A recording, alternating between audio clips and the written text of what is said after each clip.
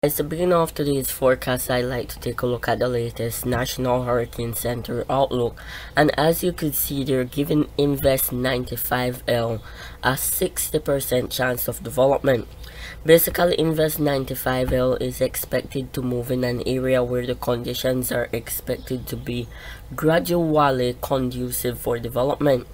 This is expected to move in a general westward direction towards the Lesser Antilles, and this is the main purpose why I'm doing this video, because I want to get you guys informed and prepare ahead of time for Invest 95L, because it's going to be moving towards you guys' area. Those who live in Guadeloupe, those who live in Trinidad and Tobago, all of those islands, especially those who live in the mid-islands, you would need to pay attention to this, because over time, this will be generally moving towards your area. At the moment, the National Hurricane Center mentions that this is getting influenced by dry air, and that is pretty clear if we take a look at the latest satellite image. As you can see, we have dry air that's placed mainly towards the north of the system at the moment, and when we have dry air, that would normally inhibit tropical development. But if you notice, this is placed fairly far south of the dry air, so it's not having much influence on the development with this.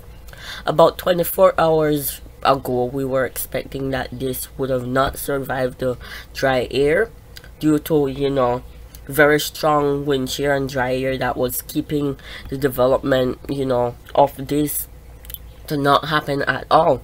But that has changed because, it dropped a little far south of the dry air, and the wind shear calmed down significantly from what it previously was.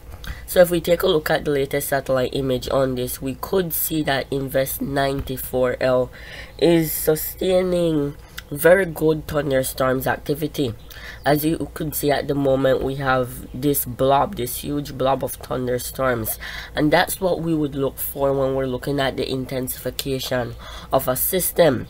So basically, this huge blob of thunderstorms at the moment is benefiting the system and allowing it to develop and get stronger, because it's sustaining its thunderstorm activity, which is good and beneficial to the system, but not beneficial for us in the future, because this is developing and getting itself together.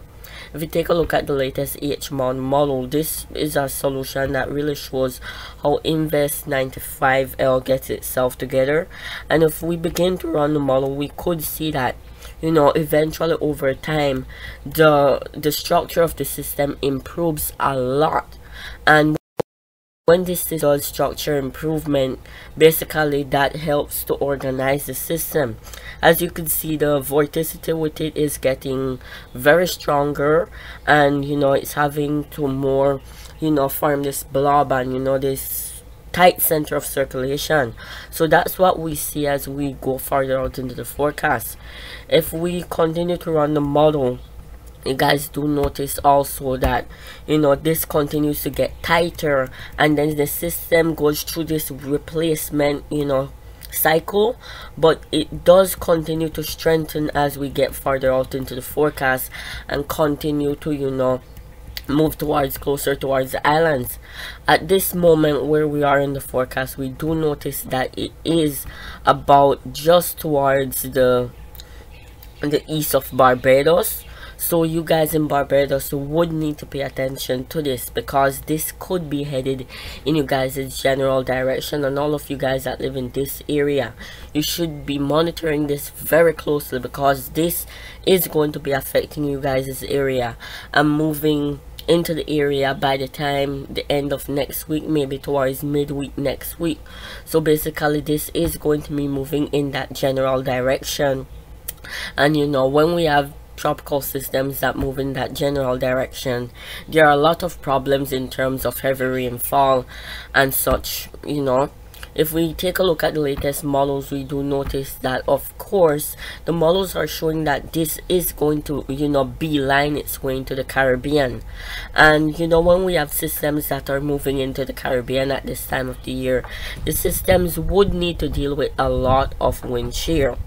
So the Caribbean isn't as favorable at the moment So you know, when it gets into the Central Caribbean, it may just disintegrate and not develop at all. But there is a chance that it might try to redevelop when it gets near Central America.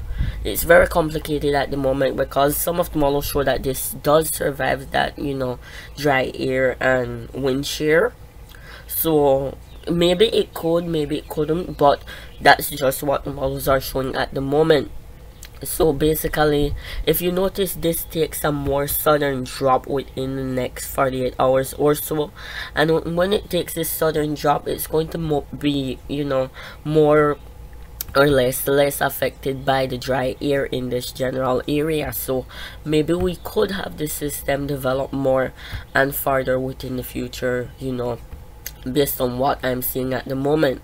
And this is moving into an area where, you know, the sea surface temperatures are overall warm for this time of the year, and that is pretty common. But you do see that in the Caribbean, the sea surface temperatures are far above average, and you know, it's moving in an area where the sea surface temperatures are pretty beneficial at this time of the year.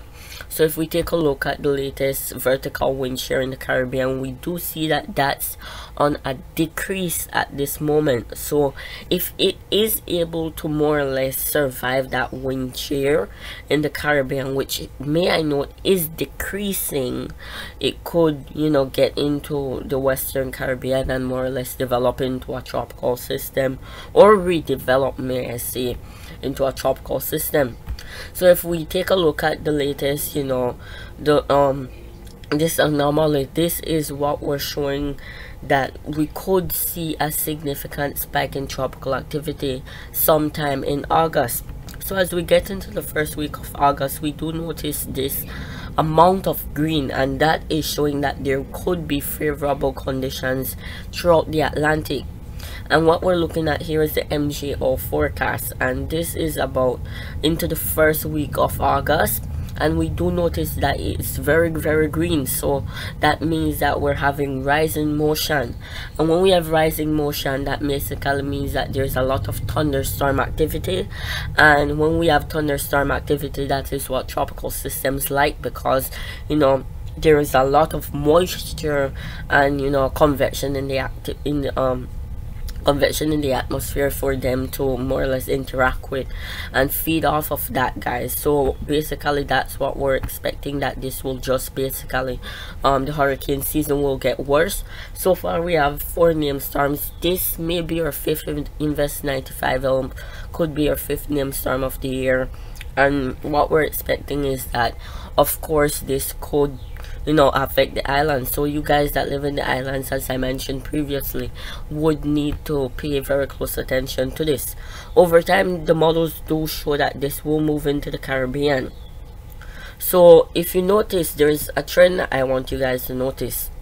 We do notice that as this moves into the Caribbean, you see that this tries to, you know, more get strengthen when it gets into the Western Caribbean. So when it gets into this area, most likely the track is showing that it could move in this general direction. When it does get into this area, then we could have some redevelopment occur with this, as of what the models are showing at the moment. So even if this does not develop in this area, the models are still showing that, you know, it will redevelop when it gets into the Western Caribbean. So we would need to pay very close attention to that. So guys, let's wrap up the forecast for today, because I want to get this published by this evening by the time the National Hurricane Center issues their next forecast, because the models are, you know, showing that this could develop into something. So most likely the National Hurricane Center could bump up chances for development with this. So thank you guys for watching today's forecast, and I hope that you guys enjoyed the forecast, and see you in the forecast that I'm doing tomorrow.